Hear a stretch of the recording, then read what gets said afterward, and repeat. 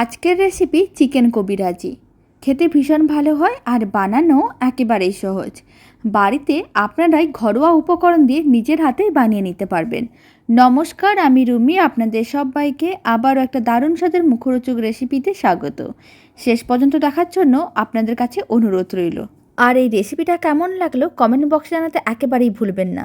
তো চলুন দারুণ স্বাদের চিকেন কবিরাজির রেসিপিটা বানানো শুরু করা যাক। প্রথমে একটা ফ্রাইং প্যানকে গ্যাসের ওভেনের উপরে বসিয়ে দিয়েছিলাম। 2 চামচের মতন আমি দিয়ে দিলাম সাদা তেল, আর দিয়ে দিলাম একটা বড় সাইজের কুচনো পেঁয়াজ। কুচনো পেঁয়াজটাকে হালকা নাড়াচাড়া করে একটু ভেজে নিতে হবে। আর দিয়ে দিতে হবে 1 চামচ আদা রসুন বাটা। আদা রসুন বাটাটাও খুব ভালো করে একসঙ্গে মিশিয়ে নিচ্ছে। তারপরে এইভাবে প্রায় 1 মিনিটের মতন নাড়াচাড়া করে নিতে হবে। আর এই সময় দিয়ে দিলাম স্বাদ অনুযায়ী লবণ আর হলুদ গুঁড়ো, লঙ্কার গুঁড়ো। লবণ দেওয়ার কারণে পেঁয়াজগুলো অনেক তাড়াতাড়ি নরম হয়ে যাবে। সমস্ত কিছু খুব ভালো করে মিশিয়ে নিলাম। এখন মশলাটাকে 2 মিনিটের মতন নাড়াচাড়া করে ভেজে নিচ্ছি। এতে মশলাটা ভাজা ভাজা হয়ে যাবে। প্রায় 2 মিনিটের মতন নাড়াচাড়া করে মশলাগুলোকে ভেজে নিয়েছিলাম। এখন দিয়ে দিলাম 200 গ্রামের মতন চিকেন কিমা। চিকেন কিমাটাকেও একসঙ্গে খুব ভালো করে মিশিয়ে নিতে হবে। তারপরে এইভাবে 3-4 মিনিটের মতন নাড়াচাড়া করে নিতে হবে। এতে চিকেন কিমাগুলো মশলার সঙ্গে খুব ভালো করে মিশেও যাবে আর তার সঙ্গে ভাজা ভাজাও হয়ে যাবে। প্রায় 3 মিনিট পরে দেখাচ্ছি। এখন আমি সামান্য পরিমাণ গরম মশলার গুঁড়ো দিয়ে দিলাম। গরম মশলার গুঁড়োটাও খুব ভালো করে মিশিয়ে নিলাম। গরম মশলার গুঁড়োটা খুব ভালো করে মিশিয়ে নেওয়ার পরে এখন আমি এর মধ্যে দিয়ে দিচ্ছি একটা সেদ্ধ করে রাখা বড় সাইজের আলু। সেদ্ধ আলুটা আগে থেকে ম্যাশ করে রেখেছিলাম। সেই সেদ্ধ আলুটাও খুব ভালো করে একসঙ্গে মিশিয়ে নিতে হবে। আপনারা চাইলে এই সময় আরও অল্প একটু লবণ দিতে পারেন, তবে প্রথমেই আমি বেশ অনেকটাই লবণ দিয়েছিলাম, প্রায় 1/2 চামচের মতন, তাই আলাদা করে লবণ দিলাম না। সেদ্ধ আলুটাও খুব ভালো করে মিশিয়ে নেওয়ার পরে 2 মিনিটের মতন নাড়াচাড়া করে নিয়েছিলাম। মিশ্রণটা একেবারেই রেডি। এখন আমি একটা মিক্সিং বোলের মধ্যে নামিয়ে ঠান্ডা করে নেব। ঠান্ডা করে নিয়েছিলাম। এখন কিছুটা মিশ্রণ হাতের মুঠোর মধ্যে নিয়ে নিলাম। প্রথমে গোল বলের মতন করে বানিয়ে নিতে হবে।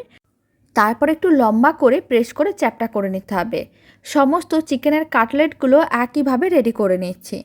আর একটা মিক্সিং বোলের মধ্যে 2টো ডিম নিয়েছিলাম। অল্প একটু দিয়ে দিলাম লবণ। আর আমি দিয়ে দিচ্ছি 2 চামচের মতন কর্নফ্লাওয়ার।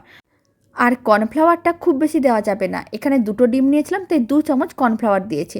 সমস্ত কিছু খুব ভালো করে মেশানো হয়ে গেছে। মিশ্রণটা একেবারেই রেডি, এক সাইডে রেখে দিলাম।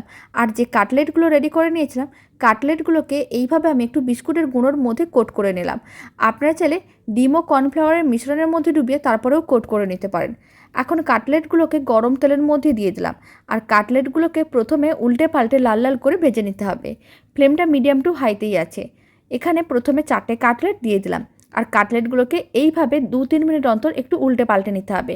তাহলে খুব ভালো করে বেশ লাল লাল হয়ে ভাজা হয়ে যাবে। খুব বেশি টাইমেরও প্রয়োজন পড়বে না। কাটলেটগুলোকে উল্টে পাল্টে লাল লাল করে ভেজে নিয়েছিলাম। এখন তুলে এক সাইডে রেখে দিচ্ছি।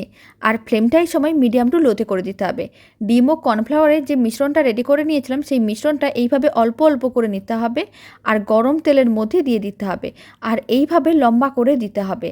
তাহলে কবিরাজিটা বানাতেও সুবিধা হবে আর দেখতেও খুবই ভালো লাগবে। বেশ কিছুটা মিশ্রণ এইভাবে দিয়েছিলাম। এখন আমি একটা কাটলেট একটা সাইডে রেখে দিলাম। প্রথমে এইভাবে একটু ফোল্ড করে নিতে হবে। তারপরে একটা চামচ ও হাতার সাহায্যে এইভাবে কবিরাজিটাকে ফোল্ড করে নিতে হবে। আর ফোল্ড করে নেওয়ার পরে উল্টে পাল্টে একটু লাল লাল করে ভেজে নিতে হবে। এতে কবিরাজিটা দেখতে অনেক বেশি ভালো লাগবে। উল্টে পাল্টে চিকেন কবিরাজিটা ভেজে নিয়েছিলাম। এখন তুলে একটা প্লেটের মধ্যে সার্ভ করে নিচ্ছি। আর বাকি চিকেন কবিরাজিগুলো একইভাবে রেডি করে নিতে হবে। দারুণ স্বাদের এই মুচমুচে মুখরোচক চিকেন কবিরাজির রেসিপিটা শেষ পর্যন্ত দেখার জন্য আপনাদের অসংখ্য ধন্যবাদ। আপনারাও বাড়িতে বানিয়ে দেখতে পারেন, আশা করি খুবই ভালো লাগবে খেতে। আর এই রেসিপিটা ভালো লেগে থাকলে আপনারা যদি ফেসবুক থেকে রেসিপিটা দেখছেন, পেজটিকে ফলো করে নেওয়ার অনুরোধ রইল। আর ইউটিউব থেকে দেখলে চ্যানেলটি সাবস্ক্রাইব করে নেওয়ার অনুরোধ রইল। পাশে থাকা বেল আইকনটি প্রেস করে নেবেন নতুন রেসিপির আপডেট সবার আগে পাওয়ার জন্য। তো চলুন ভিডিওটা আমি এখানেই শেষ করছি।